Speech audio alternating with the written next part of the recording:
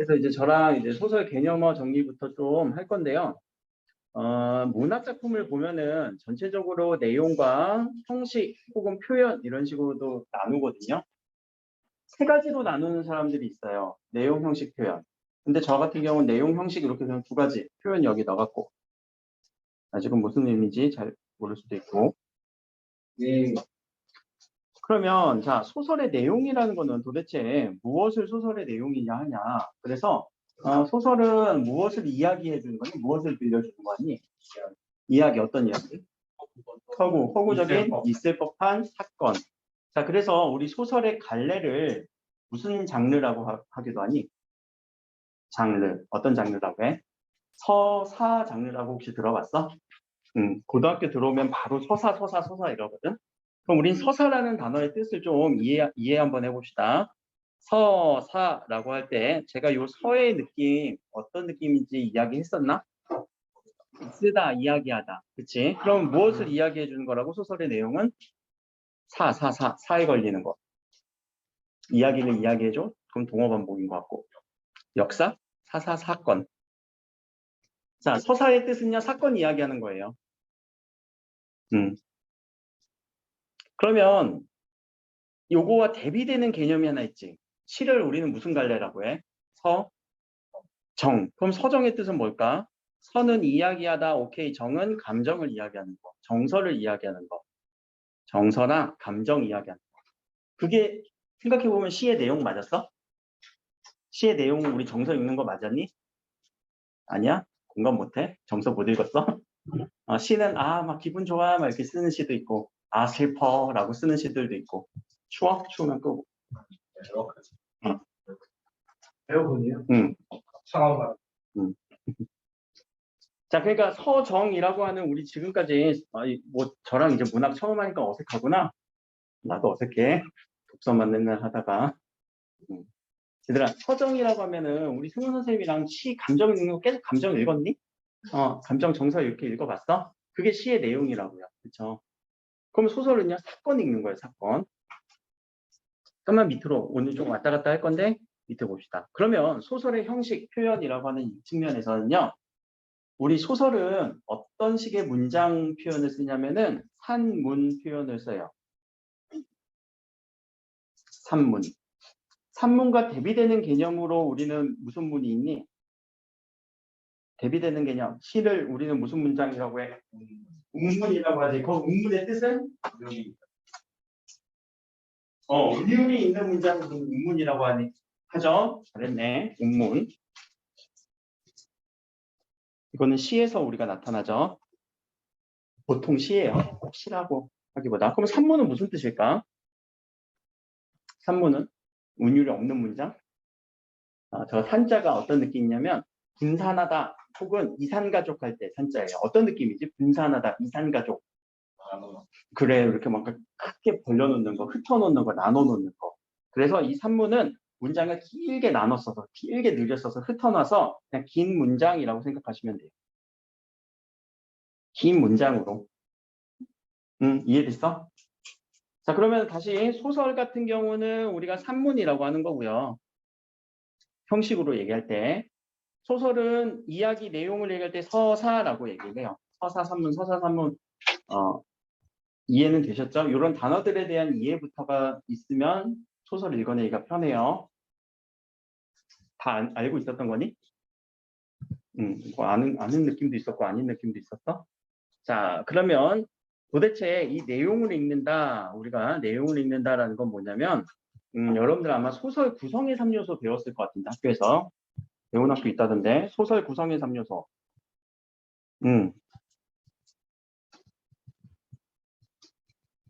자, 이렇게 써주세요. 소설 구성의 3요소. 좀 전에 나왔네. 인물, 사건, 배경. 자, 인물은 제가 여기다 쓸 거예요. 사건은 여기다 쓸 거예요. 배경은 요쯤에다가 쓸 거예요. 근데 오늘 요 인물, 사건, 배경을 다 얘기는 못할 것 같고 밑에 서술자 얘기하다 끝나는 느낌이더라고. 응? 왜? 괜찮아. 아니야. 그거 뭐. 위쪽으로 올라왔어. 한 장 다시 줄까? 괜찮아? 혹시 소설의 3요소도 배웠니? 소설의 3요소. 맞아. 구성. 표현을 문체라고 하는 것 같아. 하나 더. 그러니까 이게 뭐 알려주는 학교 있고 수업하는 학교 있고 안 하는 학교 있어갖고 일단 하면은 얘기를 하면 소설의 3요소는요. 구성이 있고요. 문체가 있고요. 주제가 있어요. 근데 요거를 뭐 주제 구성 문체 이렇게 많이 하거든. 주구문, 인사배, 인물, 사건 배경, 인사배. 주제, 구성, 문체, 주구문.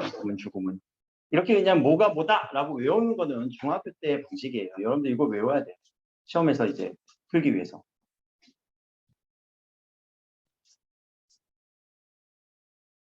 근데 고등학교에서는 뭐 인물은 뭐냐, 배경은 뭐냐 이렇게 직접적으로 물어보진 않아요. 좀 단순 암기식으로는 지양하기 때문에 이런 개념들이 있구나, 이 개념들을 활용해서 이제 소설을 읽어주는 연습을 할 거고요.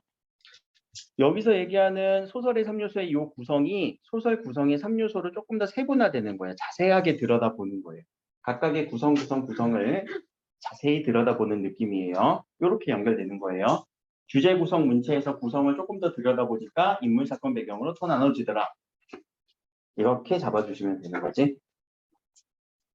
혹시 도식화할 수 있어? 간단하게 주제, 구성, 문체라고 하는 소설의 3요소에서 이 구성을 조금 더 세분화시키니까 인물, 사건, 배경이 있더라. 요 얘기는 근데 다음 주에 얘기하면서 소설 우리 달밤 읽어나는 연습을 할 거고, 지금 밑에 이제 다시 표현 형식으로 갑시다. 파란색 부분, 밑에 부분이에요. 자, 여기서 이제 어떤 소설에서 가지고 있는 유니크한 특징이 하나 보여요. 소설에서는 우리가 이런 이야기를 들려주는 누가 있니? 오케이, 서술자가 존재를 해요. 이 서술자의 존재에 대해서 오늘 쭉 얘기를 한번 해봅시다. 시에서는 화자라고 얘기를 하지, 보통 비슷하게. 근데 이거는 소설만 갖고 있는 특징이잖아요. 그렇죠? 그런 소설의 형식에서 나타나는 특징이에요. 그러면 자, 서술자에서 우리가 하나 알고 가야 되는 부분이 여러분들 다 알 거예요. 시점. 서술자의 시점이 하나의 포인트가 될 수 있거든. 자, 시점에 대해서 몇 가지 시점으로 나눌 수 있니? 1인칭, 3인칭 일단 두 개로 나눴네요. 잘했어. 자, 1인칭, 3인칭.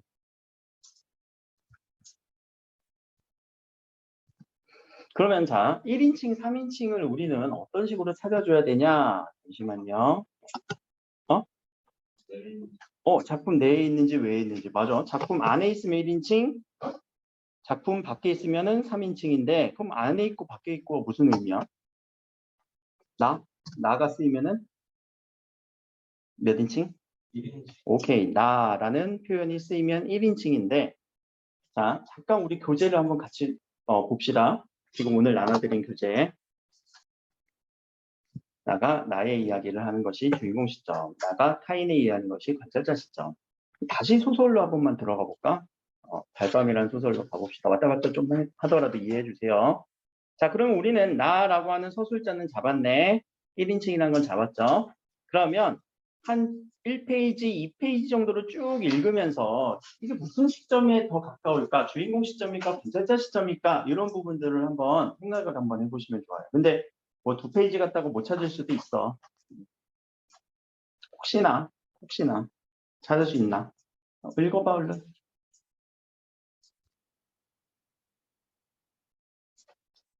우리가 주인공 시점이다, 관찰자 시점이다 찾는 거 생각보다 어려워요. 1인칭에서.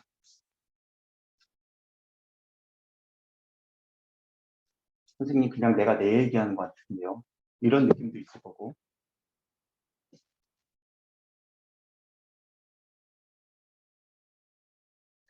무슨 시점 같니?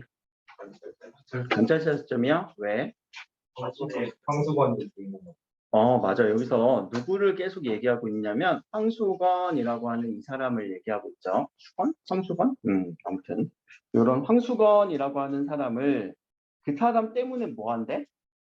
시골이란 느낌이 든대. 그치? 그리고 그날 밤에 황수건을 만났대. 자꾸만 누구 중심으로 얘기를 하고 있어? 황수건이라는 사람을 중심으로 얘기를 하고 있죠. 그러면 자, 우리가 좀 전에 봤던 이 소설은요.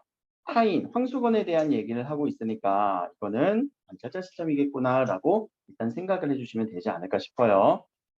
자, 여기까지는 안 어렵죠? 그럼 밑에는 조금 더 쉬워. 자, 3인칭도 나뉘죠.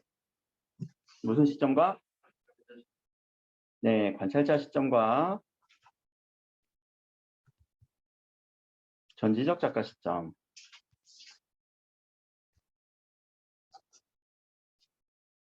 그러면 자, 여기서 하나만 얘기합시다. 전지적이라는 단어가 무슨 의미니? 전지.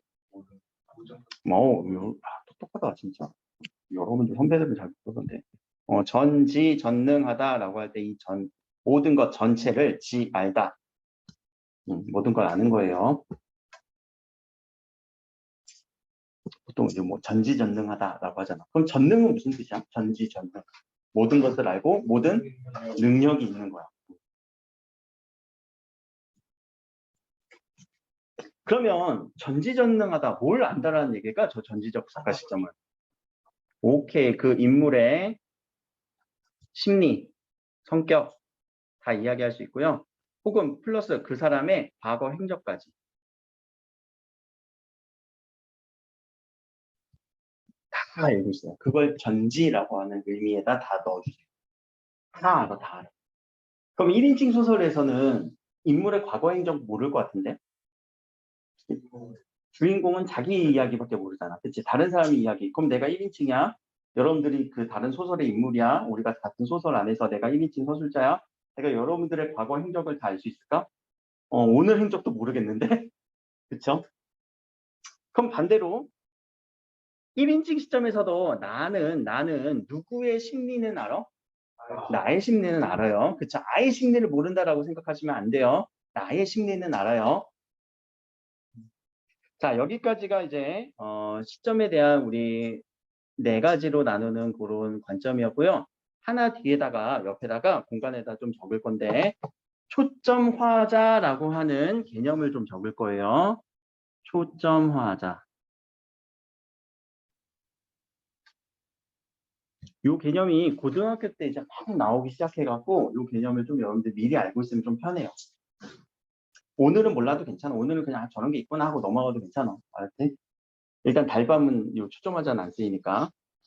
자, 초점화자라고 하는 개념은 말 그대로 초점을 맞춰줘요. 그림을 좀 도식을 그리면 하나의 이야기 속에서 이야기 밖에 있는 서술자가, 그럼 이야기 밖에 있는 서술자 3인칭이에요. 그리고 전지적 작가 시점이 이야기 속에 한 명의 인물의 시선에 따라서만 이야기를 전개하는 거예요. 그래서 타인의 심리라던가 혹은 과거 행적은 잘 몰라. 여기에 심리는 잘 몰라. 생각도 잘 몰라요. 근데 누구는 알아요? 요 초점화자로 잡히는 사람의 심리라던가 생각은 알아요. 이렇게 잡힌 이 인물을 우리는 초점화자라고 얘기를 해요. 무슨 개념인지는 알겠어요? 3인칭 서술자야 돼. 근데 마치 1인칭처럼 한 사람의 시점에서만 이야기를 전개를 해요.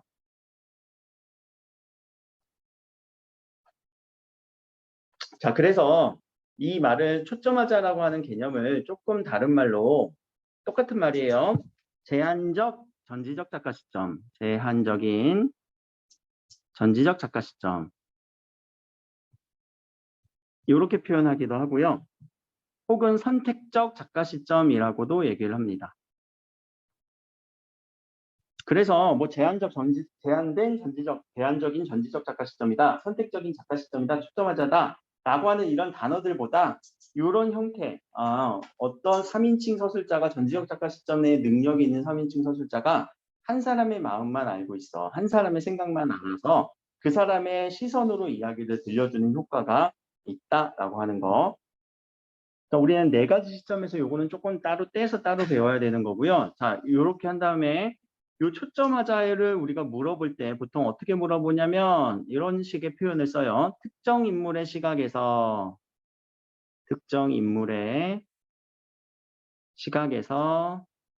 서술한다. 특정 인물의 시각에서 서술한다라는 의미로 우리 초점화자를 표현해주기도 합니다. 어렵진 않죠? 특정 인물. 전지혁 작가가 한 사람의 특정 인물의 시선으로 쭉 이야기를 할 때. 자, 근데 조금 더 생각을 해보면 우리 특정 인물의 시각에서 이야기를 펼쳐나가는 서술을 하는 소설은 몇 인칭 소설이었니? 3인칭? 1인칭이에요. 자, 1인칭 시점도 우리는 특정 인물의 시각이 될 수 있다. 초점화자도 특정 인물의 시각이 될 수 있다. 양쪽 다 될 수 있어요. 알았죠? 모의고사나 이런 문제에서 특정 인물의 시각이다라고 많이 얘기를 해요. 근데 그럴 때는 꼭 초점화자만 얘기하는 건 아니고 1인칭 시점에 인물을 얘기하기도 하는데 사실 이 초점화자가 이 사람 시점으로 얘기를 하니까 이 서술자만 안쪽으로 쏙 들어오면 1인칭이 돼버리기도 해. 그 느낌이. 자, 여기까지가 이제 시점에 대한 포인트가 하나 잡힐 수가 있어서 말씀을 좀 드렸고요. 자, 밑에다가 우리 거리감이라고 좀 씁시다. 여기 거리감. 요 거리감은 오늘은 더 안 중요해요. 앞부분에 지금 중요한 건 저 시점 4가지 그리고 찾을 수 있느냐 없느냐 요 부분이었고 요 거리감은 그냥 적으면서 이해하고 넘어가면 괜찮아. 이해 안 되면 그냥 다음에 이해하면 괜찮아요. 자, 이 거리감이 서술자와의 거리감이거든요. 서술자가 항상 기준이어야 돼요. 서술자 기준으로 누구와 누구와의 거리냐면 독자인 우리와 혹은 소설 속 인물인 서술자와 인물 간의 거리감을 한번 따져줄 건데 자, 서술자 기준으로 생각을 하시는 게 편해요. 서술자가 자, 인물에 대해서 너무나 잘 알아요. 잘 알고 있어. 그러면 인물에 대해서 너무 잘 아니까 우리 독자인 우리에게 서술자는 그 인물에 대한 이야기 혹은 소설에 대한 이야기를 더 많이 해주겠니? 더 적게 해주겠니? 더 많이 할 거예요. 그쵸? 이야기할 게 많아요.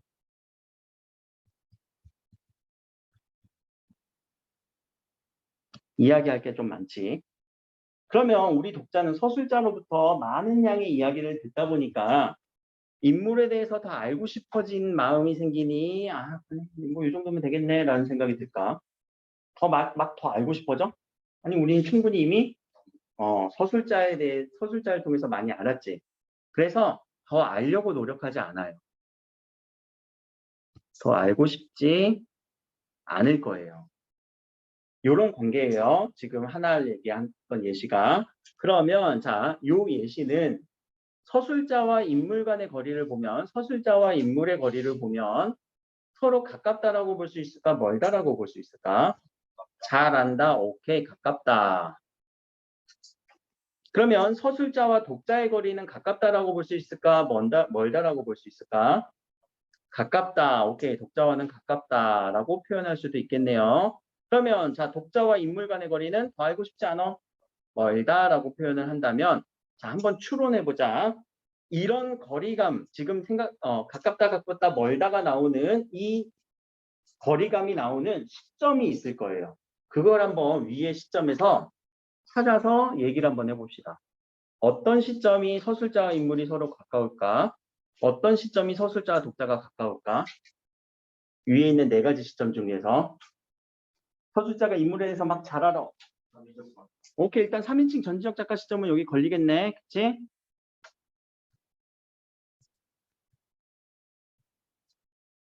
그리고 1인칭에서 주인공 시점도 내 이야기니까 서술자 인물이 거의 동일하잖아. 그쵸? 주인공 시점도 자신에 대한 이야기를 잘하니까 독자들한테 가깝게 전달을 해주겠죠.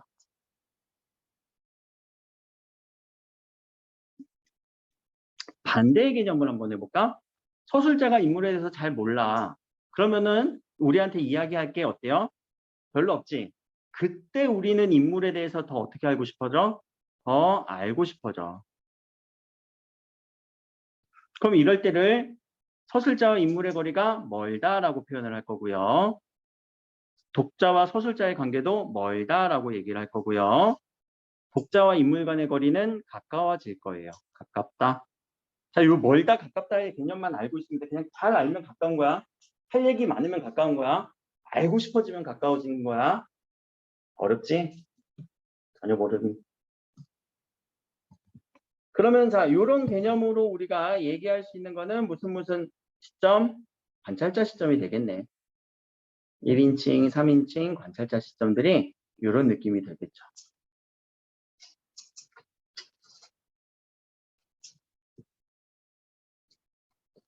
근데 아무리 우리는 소설을 읽어봐도 선생님 저는 절대 소설의 인물에 대해서 다 알려고 노력을 안 하는데요.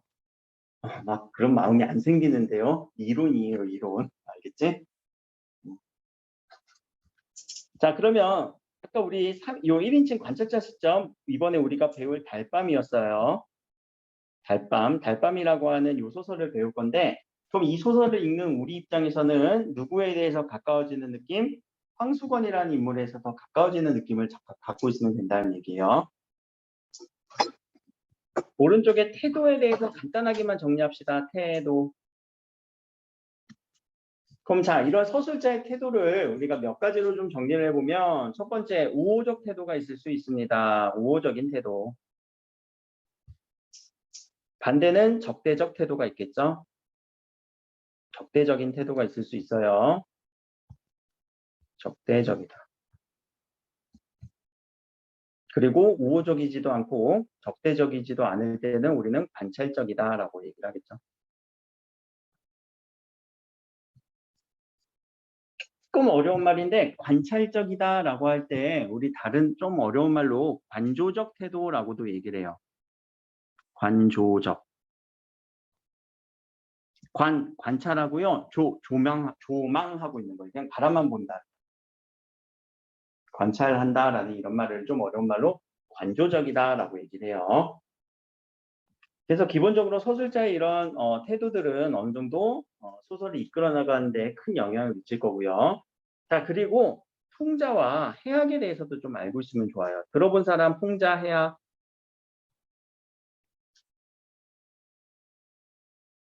자, 그럼 풍자와 해악은 어떤 개념이냐? 둘 다 웃음기가 있어야 돼.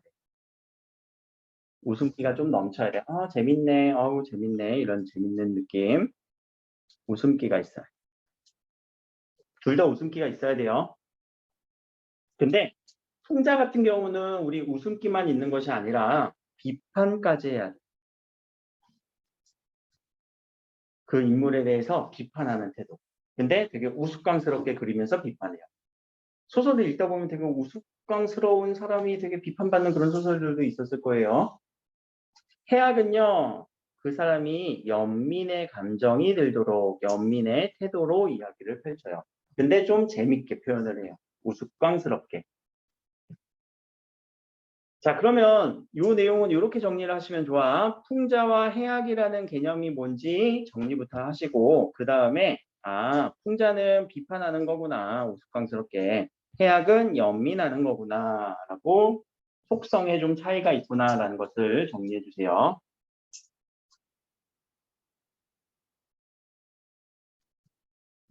여기까지. 이렇게 좀 적었니? 아유, 힘들구나. 오른쪽으로 가서 서술 방식이라고 하는 부분을 잠깐 써놓고 우리 잠깐만 쉬었다 합시다. 여기다가 서술 방식이라고 적어주세요. 여기부터 이제 좀 중요해요.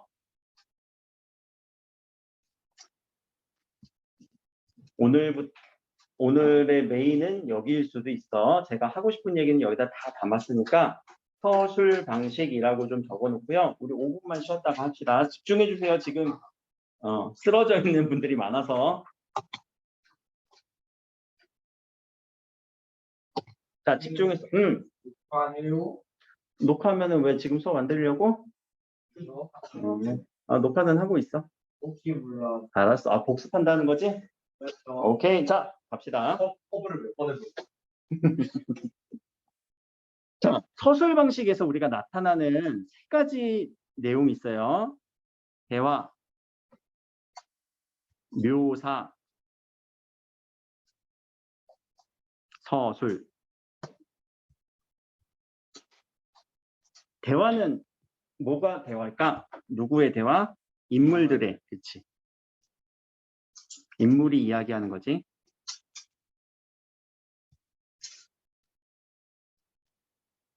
주로 어떻게 표현되니? 소설에서.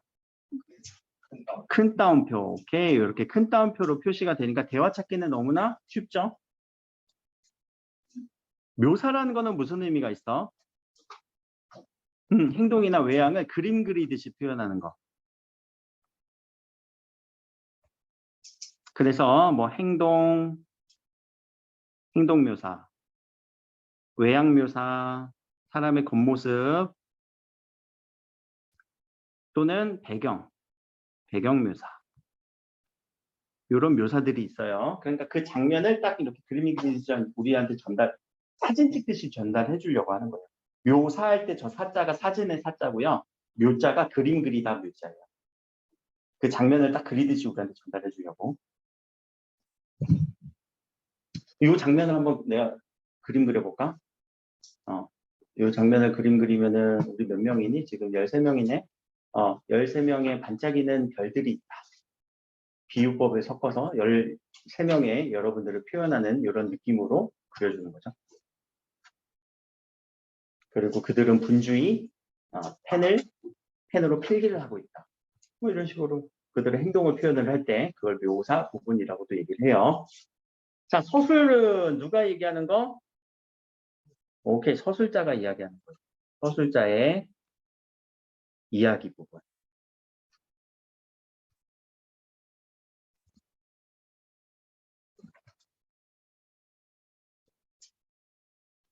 서술자가 직접 우리한테 전달해 준 거죠, 이야기를. 그러면 일단 여기서 우리가 하나 볼게 달밤이랑 좀 연결해서 볼 건데요. 대화와 대화가 일어날 때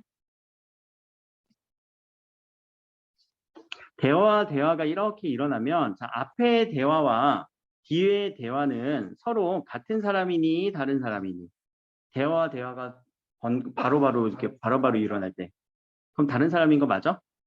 이건 A라고 하면 이건 B 맞겠지?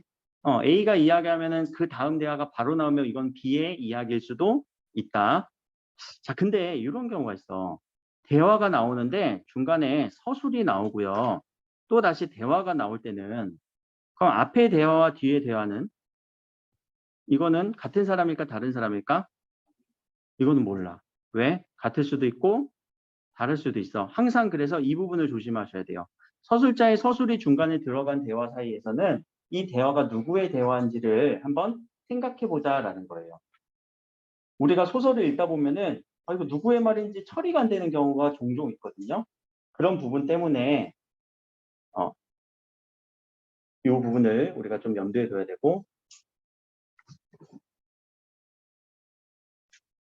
달밤으로 가서 대화가 있는 부분들을 한번 볼게요. 자, 8페이지 마지막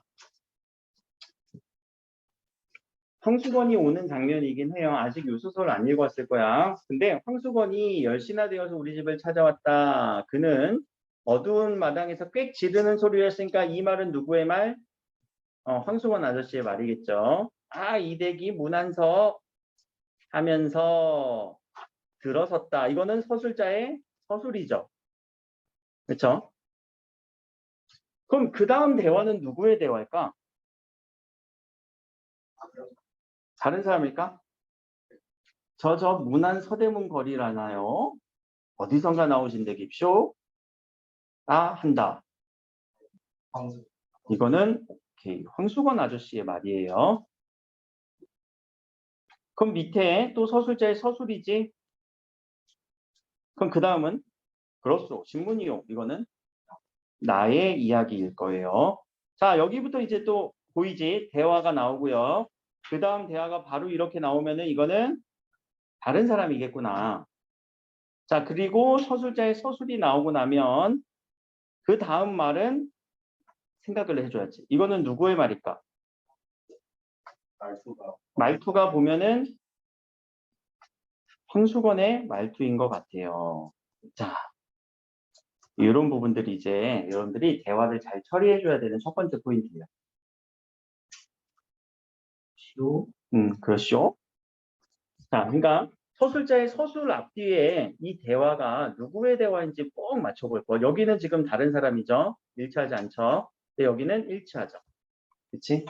자, 이 대화를 잘 처리하는 방법이 여러분들 소설을 그나마 헷갈리지 않게 읽어나가는 첫 번째 포인트예요. 다시 들어봅시다.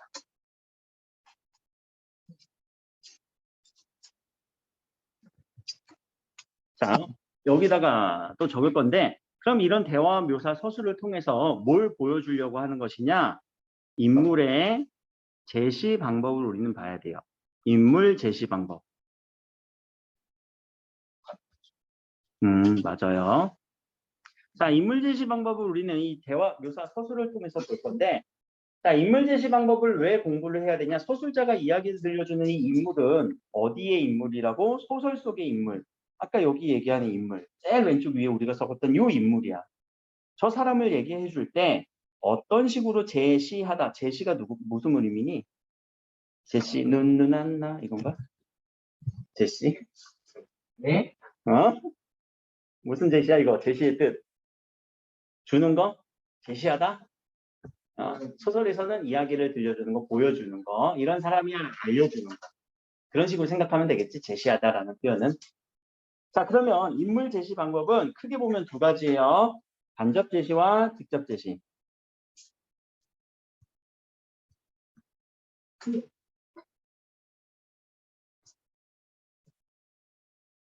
간접 제시와 직접 제시.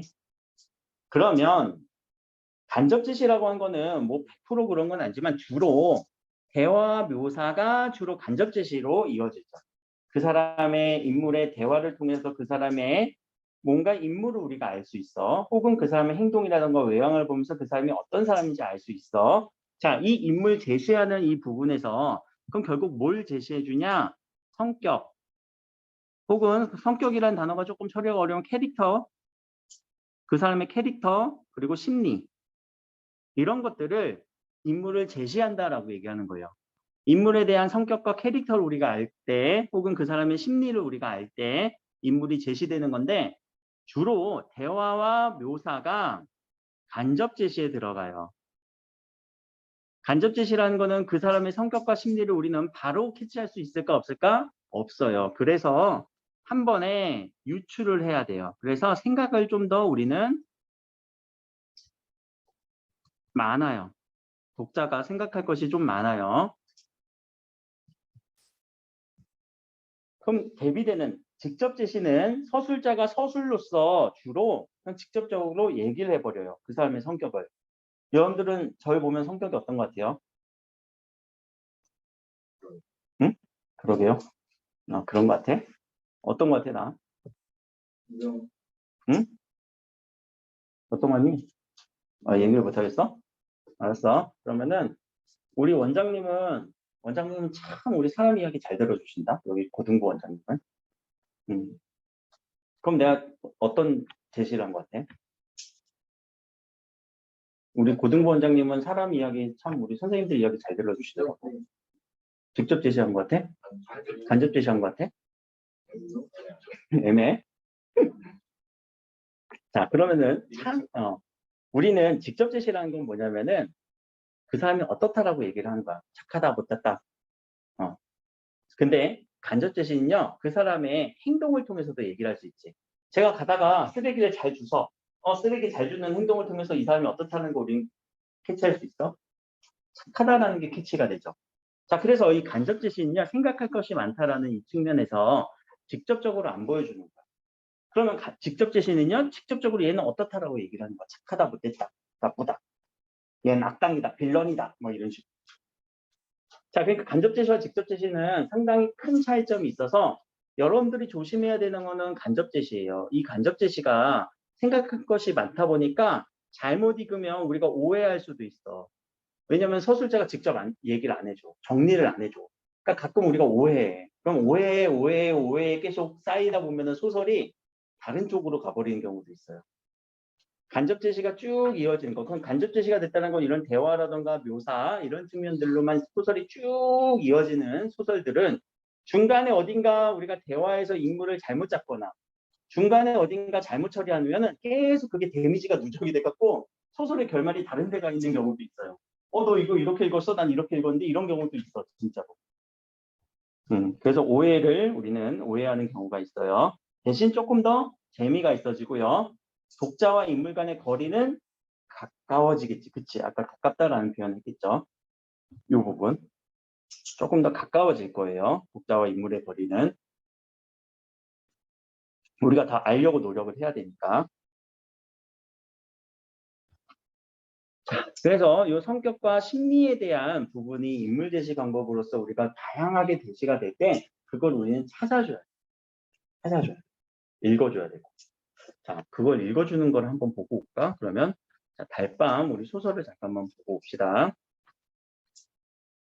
아까 9페이지에서 이 부분까지 읽었잖아요. 그 다음 부분을 우리 아직 안 읽어서 다음 시간 다시 제대로 읽을 거야. 자, 이 부분 한번 볼까?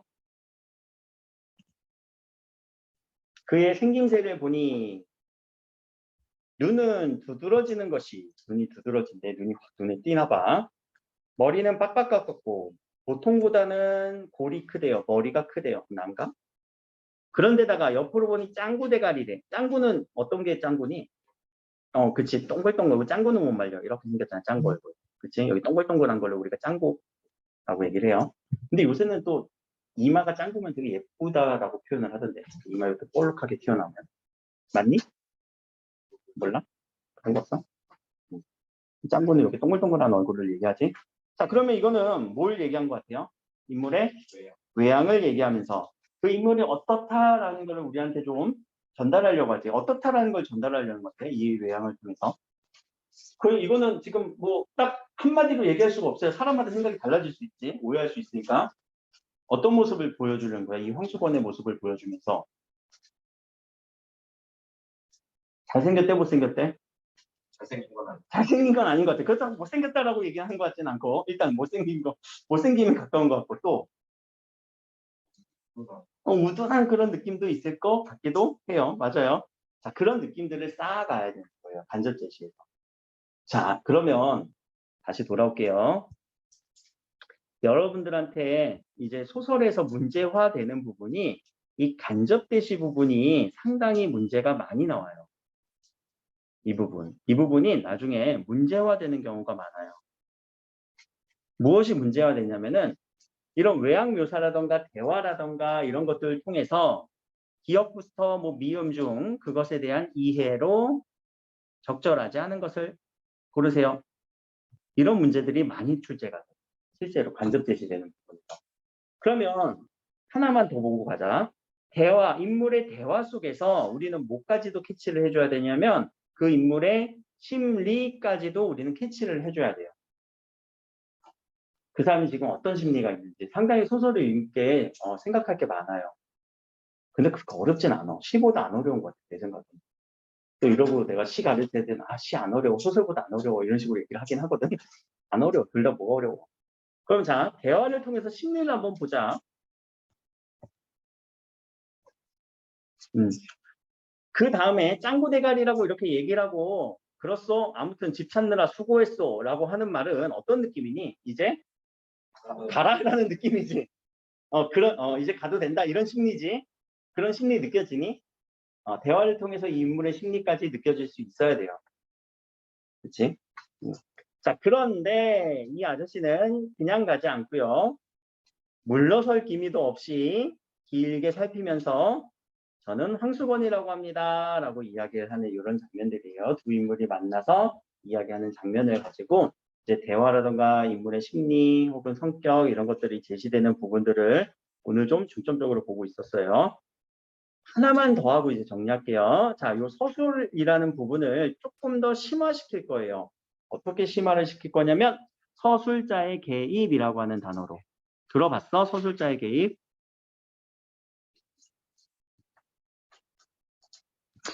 요걸 한번 얘기를 한번 해보자. 서술자의 개입이라고 하는 이런 측면들이 있는데, 응? 서신함정 뒤에 서술자의 개입이 나오니? 어떤 부분에서? 갑자기 나와가지고 자, 그러면 서술자가 개입된다라는 의미가 무슨 의미인지부터 생각을 한번 잡아보자. 얘들아, 이미 소설에는 서술자가 있니, 없니? 있지. 그런데 더 개입이란 뜻은 그건 뭐야? 개입이라는 뜻은 개입하다. 응? 끼어들기.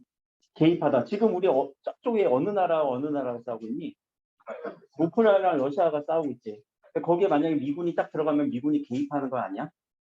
맞지? 그럼 개입이란 건 중간에 끼어드는 거거든? 개입이란 건 중간에 끼어드는 거예요. 들어가는 거예요. 근데 우리 소설에서 이미 서술자는 있는 거 아니야? 그럼 도대체 뭐가 개입이라는 거야? 라고 하면, 자, 중요해. 그럼 서술자의 역할부터 다시 한번 정리할게요. 서술자는요, 어떤 사람이냐면, 이야기 들려주는 사람인데, 이야기만 들려줘야 돼.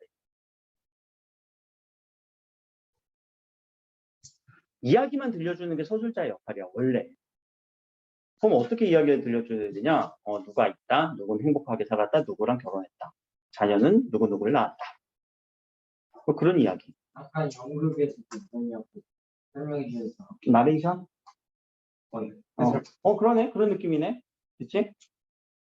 비슷하네. 이야기만 들려줘야 돼요. 그치? 근데 중간에 나레이션은 들어갈 수가 없지. 우리가 연극 이렇게 막 할 때.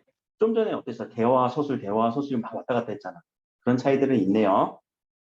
그러면 제가 요거를 하나의 예시로서 제가 좀 들어볼게요. 저도 실제로 이야기 듣는 걸 너무 예전에 좋아했던 게 뭐냐면, 우리 할머니, 지금 외할머니는 아직 살아계시고, 친할머니는 몇 년 전에 돌아가셨는데, 나는 두 할머니를 만나면 옛날 이야기 듣는 거 되게 좋아했거든? 여러분들 혹시 옛날 이야기 들어본 적 있니? 잘 없겠지? 뭐 옛날 이야기. 근데 나는 어떤 이야기를 주로 들었냐면, 그러니까 나는 어릴 때 들었던 게 아니라, 한 고등학생, 그리고 대학생 이렇게 지나면서 역사를 공부를 하고 역사에 대해서 관심이 있다 보니까 우리 할머니 세대는 6.25를 겪은 세대야. 전쟁을 겪은 세대야. 그래서 그 6.25 상황 당시 이야기를 좀 이렇게 들려달라고 내가 많이 했던 것 같아. 그러면 우리 할머니들은, 우리 친할머니, 외할머니 다야. 여기 주변 경기도에 사셨거든. 그러면 그냥 담담하게 이야기만 들려줄 수 있을까? 그치. 그럼 이야기만 들려주면 어떤 느낌이냐면, 대원아 이제 이야기 들려줄게 하면서, 북한이 쳐들어왔어. 6월 25일 날 약동강까지 밀렸어. 근데 다시 반격을 해갖고 메가더 장군이 와갖고 저기 신의주까지 공격을 했다. 근데 중국군이 들어와서 우리 다시 밀렸어. 그래서 휴전이 됐어. 라고만 얘기하셨을까? 아니요. 왠지 아니었을 것 같아. 그럼 진짜 어떻게 들려주냐면은, 뭐 시골할 것들이 그냥 갑자기 밤에 쳐들어와갖고 그날 아주 그냥 정신이 없었어. 이런 나쁜 것들, 나쁜 놈들. 그래서 가족들은 멀고 나 어디 숨었는지 기억도 안 나. 아주 아비규환이야. 이런 식으로 얘기를 한단 말이야. 그럼 그게 이야기만 들려준 건 아닌 것 같죠? 이놈의 나쁜 것들이라고 하는, 자, 중요해요. 인물에 대한 평가를 해버려요.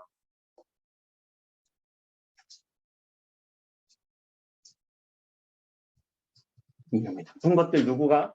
할머니가 생각해서, 서술자가 생각해서. 이런 못돼 먹을 것들 세상에 천벌을 받아라! 라고 하면서 감정 표현까지 해버려요.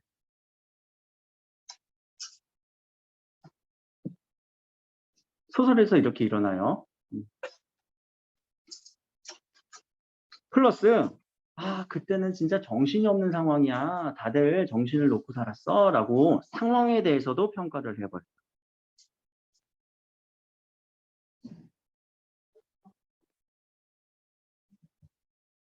이런 평가 부분들이 들어가면 서술자가 개입했다라는 얘기예요. 그러니까 선을 넘은 거야. 원래는 어디까지만 해야 돼? 이야기만 들려줘야지. 그치? 근데 선을 넘어와서 자신의 생각을 얘기한 거다. 뭐라고? 제4의 제4의 벽. 제, 4의 벽. 제4의 벽? 그게 뭐지? 제4의 벽?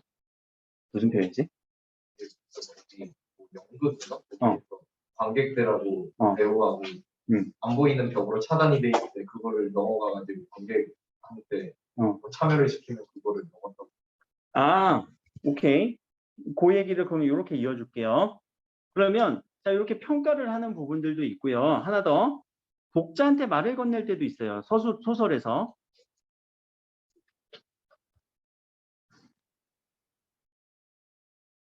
독자한테 말을 건네. 그 다음 이야기는 어떻게 됐을까요? 이런 식으로 소설의 안에서. 그러면 지금 그 관객과의 관객과의 벽을 연극에서 벽을 넘었다라는 표현이 이 독자에게 말을 건넸다라는 이 부분을 조금 더 심화시키면은 여러분들 나중에 판소리계 소설을 좀 공부할 수 있어요. 판소리계 소설.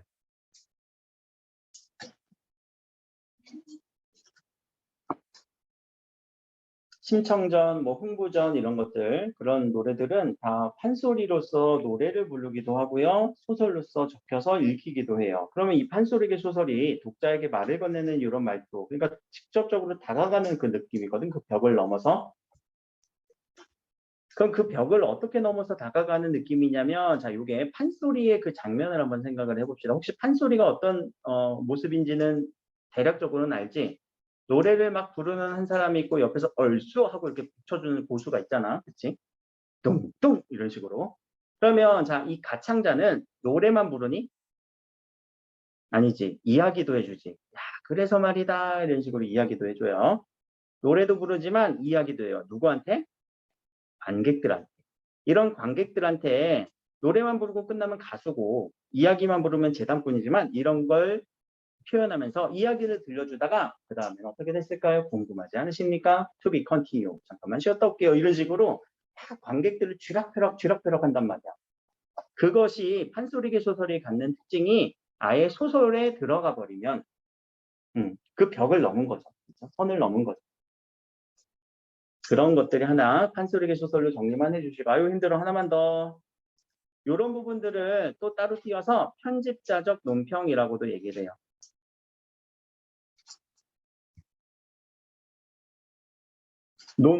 논평하다라는 건 생각을 이야기하는 거야. 평가로서 생각을 이야기하는 거야. 그 사람에 대한 평가, 생각을 이야기하는 거예요. 에디터의 느낌으로. 어떤 뭐 신문 에디터, 소설의 에디터가 자신의 생각을 이렇게 표현할 때. 자, 이런 개념들이 우리는 서술자의 개입으로서 찾아줄 수 있어야 돼요. 근데 주로 어느 소설에서 많이 나오냐면은 고전 소설에서 많이 나와요. 고전 소설에서 많이 나와요. 고전 소설은 옛날 소설을 얘기하잖아. 자, 그럼 고전 소설의 시점은 어떤 시점이 대부분일까? 고전 소설의 시점. 고전 소설. 다 나왔네? 거의 다 나왔네? 1인칭 관찰자만 나오면 되겠네, 이제. 3인칭 전지적 작가 시점이 대부분이다.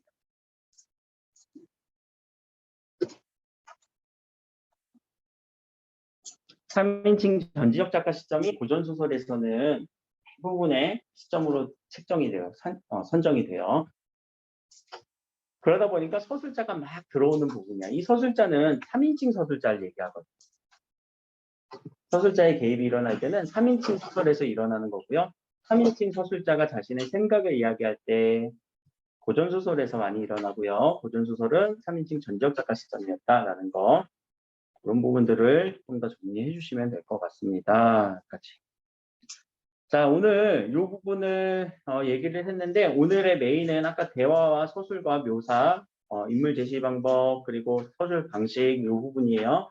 그런데 나중에 문제를 풀다 보면은 결국 이 서술자의 이 표현, 소설 형식 표현 이 부분이 한 문제짜리밖에 안 돼. 소설에서. 여러분들 문제를 풀다 보면은 이 아래 나와 있는 이 부분들이 한 문제짜리예요. 어떻게 보면은. 이 소설의 서술 방식으로 옳은 걸 고르세요라고 아예 다 묶어서 물어보게 되거든. 그러니까 어떻게 보면 공부한 거에 비해서 문제가 한 문제 나오면 좀 김이 빠지지. 열심히 한 가성비가 안 좋아. 그런데 반대야. 소설을 읽어낼 때는 지금 이 서술자 부분은 우린 정확하게 알아야 뭐까지 우리 정확하게 읽어낼 수 있다고 소설의 내용 부분을 정확하게 읽어낼 수 있는 거예요. 그러니까 이거 잘 맞물려서 돌아가요. 자, 다음 시간에 우리 이 달밤을 읽으면서 소설의 내용 부분 여기 조금 더 정리하고요. 개념 부분 정리하면서 소설에서 이제 개념 부분 찾아내는 그런 연습들을 할 거예요. 여러분들, 아유, 그래, 가방 싸면서 들어. 지금까지 소설 읽으라고 하면 줄거리 정리가 대부분의 정리였을 거예요. 그쵸? 아직도 올해도 아마 학교에서 소설 읽어야 돼, 책 읽어야 돼 하면은 줄거리만 정리하라고 할 거야. 근데 이 이상의 것을 해야 돼요. 그리고 미리 준비를 해야 되고. 알겠죠? 자, 복습 꼭 하세요. 제가 이거 영상 다시 올려드릴 테니까 고생하셨습니다.